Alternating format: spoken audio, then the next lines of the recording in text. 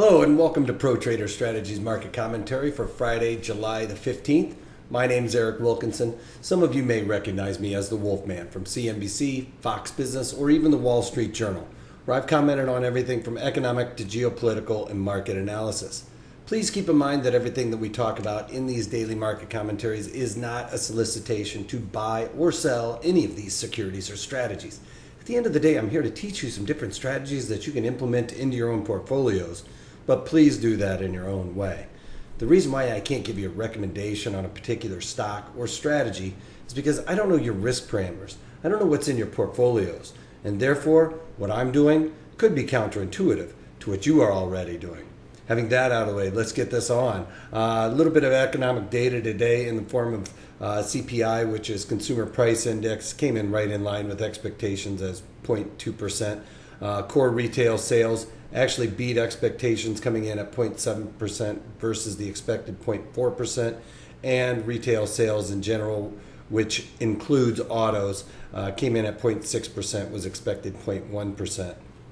So that's the difference between core CPI and the regular CPI. The retail sales.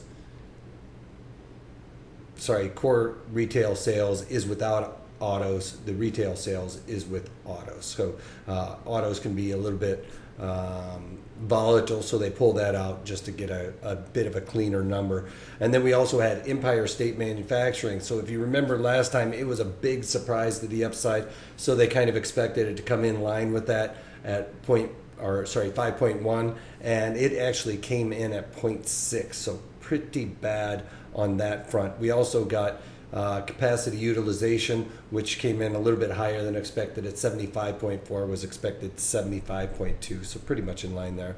And then industrial production came in at 0.6%, was expected 0.2%. University of Michigan consumer sentiment came in at 89.5, was expected 93.7, so the consumer not so super happy on that front. And we saw a build in inventories on business inventories at 0.2% versus the expected 0.1%. I don't really look at the business inventories that much because there's a lot that can go into that, whether or not it was building inventories for the expectation of sales, or if it's building inventories because there are no sales. So it's very difficult to really discern what that was. And then the European CPI numbers came in line with expectations, so nothing really to see there. On to the overall markets. As you can see here, we got crude oil pushing a little bit higher, but still right there at the point of control for the most part, up about 38 cents, so not a big move there really today. We got gold down on the day, down over $3, which isn't a big move for gold these days, but as you can see, it is down over $3. And I have a crazy dog fighting me right now, pushing a little bit lower.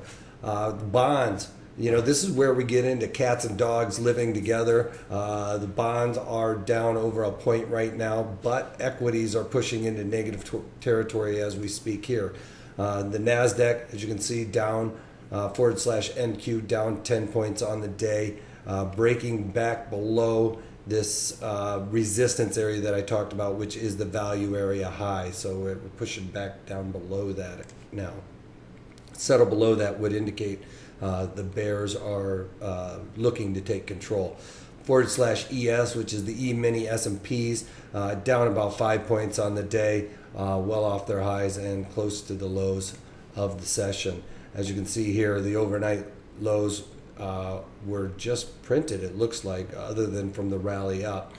So we are basically at session lows right now, down 5 points on the day. This is the 15-minute chart of the E-mini S&P, which is /ES. On to the overall trades that I've done with Apache. I put this trade on quite a while ago, and I originally had on the July-June 57.5, 60.5, I actually bought the 52.5, sold the 60.5 call diagonal. And so when June was looking to expire there, this trade was kind of going against me. And I originally paid $5.91 for that strategy. So what happened, the market started moving down. I rolled my June 60.5 calls out to the July 60 calls, and I collected another 72 cents for that. So now I have on the July 52.5, 60 call spread. And by collecting that extra 72 cents, that helped me out. I also at that time sold some extra July 50 puts for 36 cents. So altogether, managing this strategy, that was actually really kind of going against me when Apache started coming off after I put this strategy on. So I was able to roll down my calls, collect a nice little credit there, threw some puts in there because I thought it looked like it was bottoming out, and it was just a minor correction in the market. So when the market started rallying up, I was able to cover those 50 puts, and I made a total collection of 36 cent credit on that. I originally sold them for 58 cents and bought them back for 22 cents, so total 36 cents. So a little bit over $1 in managing this position to help me out because, like I said, I originally paid $5.91 for that strategy. I got out of it for $4.85 this morning. So just a little bit over $1 credit, still a small loser, but because I was aggressive with managing that, I was able to really staff off the bleeding, and very happy with myself for the way that one worked out and staying consistent on that. Now with Monsanto, ticker symbol Altera, ticker symbol MO. This one I didn't try and get aggressive with managing because there was several times in here where it really looked like it was topping out for me. Time just didn't allow for this, but originally I had bought the July 67.5 calls, and I paid 69 cent debit for that, got out of it this morning for 48 cent credit. So a little bit of a loser there. But the reason why I didn't get in there and really start playing around with it, maybe selling some calls against it, for one, as you can see here, the implied volatility percent is pretty low on that. So to sell something and have volatility expand on me didn't really work out. It was a defined risk strategy because I paid a debit, and it just kept looking to me like it was going to top out. So I really didn't jump on doing anything with that one. But a little bit of a loser there. I've got a couple other ones that I've got to manage because it is the last day for July options. So I'm going to have to do a little bit of playing around with that.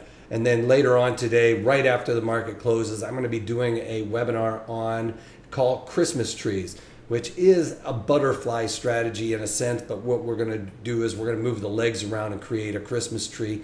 It adds a little bit more risk to the overall strategy, but we are going to pay less of a debit than we would with a regular butterfly. So go to protraderstrategies.com, sign up for that one. It's a good strategy to know and to implement, especially in different IV environments, all right? And I'll go over all those rules and when to do it in high IV and when to do it in low IV, where to select your strike location to increase your probability of profit. All right, that's all I got for you guys today. If you can't take that, take it easy.